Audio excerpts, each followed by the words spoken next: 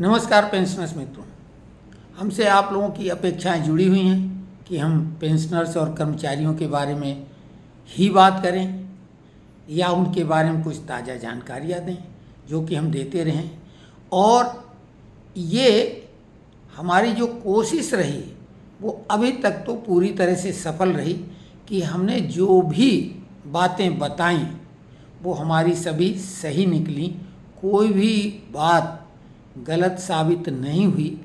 कई लोगों ने कोशिश की किंतु परंतु प्रश्न चिन्ह लगाए, बात को खारिज किया और अंत में बात हमारी ही सही साबित हुई। और वो सही साबित इसीलिए हुई कि हम लगातार एक बात कहते हैं कि हम तथ्यात्मक बातें ही सामने लाएंगे और सत्य आपके सामने रखने की पूरी कोशिश करेंगे। उसमें अगर हम 90% कामयाब होते हैं तो उसे 100% ही माना जाए, क्योंकि 100 में 100 नंबर तो किसी को भी नहीं मिल पाते हैं। तो आपको एक बात बता दें कि आज के दौर में जो एक होड़ लगी है, प्रतिस्पर्धा है, और प्रतिस्पर्धा अच्छे कंटेंट की नहीं है, अच्छे विषय वस्तु की नहीं है, आपको सत्य की जानकारी देने की नहीं है। भले वो चैनल का नाम सत्य या कुछ भी बहुत अच्छे अच्छे नाम रख लें, लेकिन उद्देश्य उनका केवल है आपको रिझाना, जिससे कि उनकी आमदनी हो। टीवी चैनल टीआरपी के चक्कर में लगे रहते हैं। टीआरपी जिसकी ज़्यादा अच्छी होगी उसको ज़्यादा एड्स मिलेंगे, आमदनी होगी। दाएं बाएं से भी और तरीके होते हैं शॉर्टकट पैसे के, उनको मैनेज किया जाता है। लेकिन आपको बता दें कि YouTube ने बड़े बड़े चैनलों की हालत खस्ता कर दी है। जो किसी ज़माने में जिनकी धाक थी नंबर 1 और 2 की दौड़ में रहते थे, उन चैनलों की भी हालत ख़राब है, चाहे वो आज तक ही क्यों ना हो, जो कि अपने को नंबर 1 कहता था। टाइम्स नाउ ग्रुप, बहुत बड़ा ग्रुप, उसका भी एक चैनल बंद हो रहा है, या हो गया कहना चाहिए, बंद हो गया है। जी न्यूज़, बहुत बड़ा बिजनेस टाइकून, हालत खराब। कई चैनल शुरू हुए, बंद हुए, क्योंकि सारा खेल एड्स का है, यानी विज्ञापनों का। और YouTube जो कि मोबाइल में उपलब्ध है, और इस मोबाइल के द्वारा व्यक्ति को बहुत सारी चीज़ों की जानकारी उसके हाथ में ही होती है, चलते फिरते होती है। ट्रेन बस के सफ़र में अपने हर जगह वो मोबाइल साथ में ही होता है।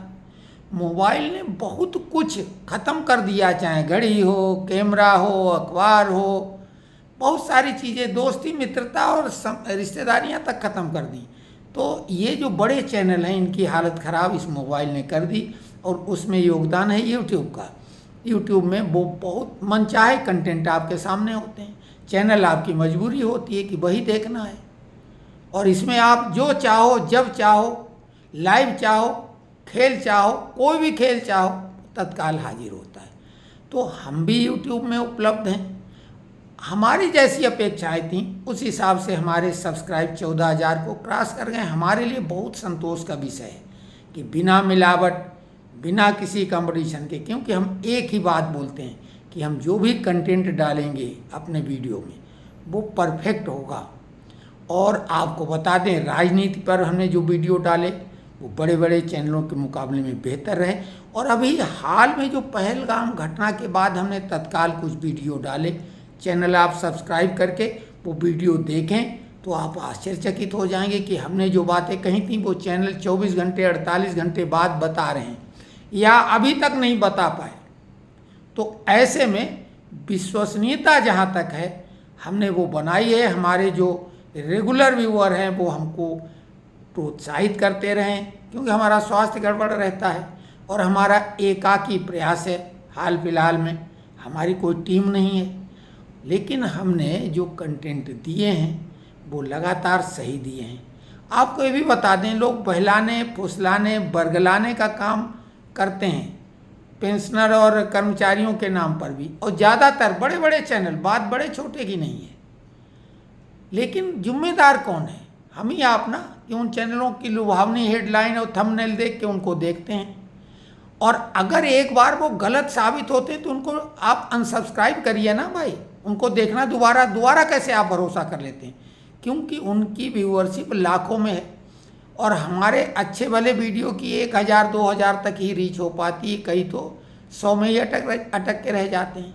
जबकि आप ये भी तो देखो, हम जिस विषय पे बात करते हैं वो विषय जिस तरह से हम आपको बताते हैं वो रिदम में कमी हो सकती है, क्योंकि हम पढ़ के नहीं बोलते हैं, हम तो बातचीत वाली भाषा में बोलते हैं, तो वो फर्क हो सकता है। लेकिन कंटेंट जो उसका सार होगा वो जो हम बताते हैं वो उनसे बेहतर होगा। पेंशनरों के बारे में और कर्मचारियों के बारे में बता दें कि उनके लिए सबसे महत्वपूर्ण इस समय पे कमीशन है, और पे कमीशन में फिटमेंट फैक्टर सबसे महत्वपूर्ण है। फिटमेंट फैक्टर कर्मचारियों ने जो 23 को मीटिंग होने वाली थी, जो संभवतः पोस्टपोन अब हो गई है कि उसके कोई मिनट्स नहीं आ पाए, क्योंकि एक दिन पहले पहलगाम वाला कांड हो गया था, तो ऐसे में सब अफरा तफरी का माहौल था। तो उसमें फिटमेंट फैक्टर जो एनडीटीवी, हमने अपने वीडियो में कहा था, एनडीटीवी ने बात की थी जेसीएम मेंबरों से, नेशनल काउंसिल के मेंबरों से, उसमें उन्होंने बोला था कि एक मत है 2.57 फिटमेंट फैक्टर का, और वो इसलिए क्योंकि वो पिछले पे कमीशन में दिया गया था, यानी 7वें पे कमीशन में, तो वो 2.57 की डिमांड करने वाले हैं। हालांकि शिव गोपाल मिश्रा जी ने एक इंटरव्यू में 2.86 फिटमेंट फैक्टर की बात की थी, लेकिन वो उनकी एक की बात थी, ये सभी मेंबरों की बात थी। हमने जो लगातार आपको बताया था कि 1.86 से कम किसी हालत में नहीं, क्यों वो 6th पे कमीशन में फिटमेंट फैक्टर था, और इस बार 2.57 नहीं मिल पाएगा। हमने बोला था कि वो 1.98 रहेगा। ये 1.98 किसी ने नहीं बोला कभी, हमने बोला। और अधिकतम 2.28 तब हो सकता है जब हमारे श्रमिक नेता कमाल का निगोशिएशन कर लें।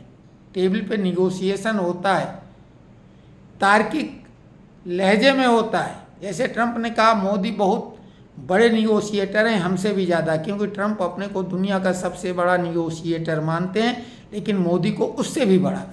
तो ये वहाँ पर बातचीत की बात होती है, और बातचीत किस अंदाज में कैसे की है ये महत्वपूर्ण होता है। तो हम इस विश्वास के साथ कि जो भी कंटेंट डालेंगे और कोई बातें नहीं, पेंशन 1 जनवरी 2026 से बालों को लिए भी पे कमीशन वैसे ही कुछ करेगा।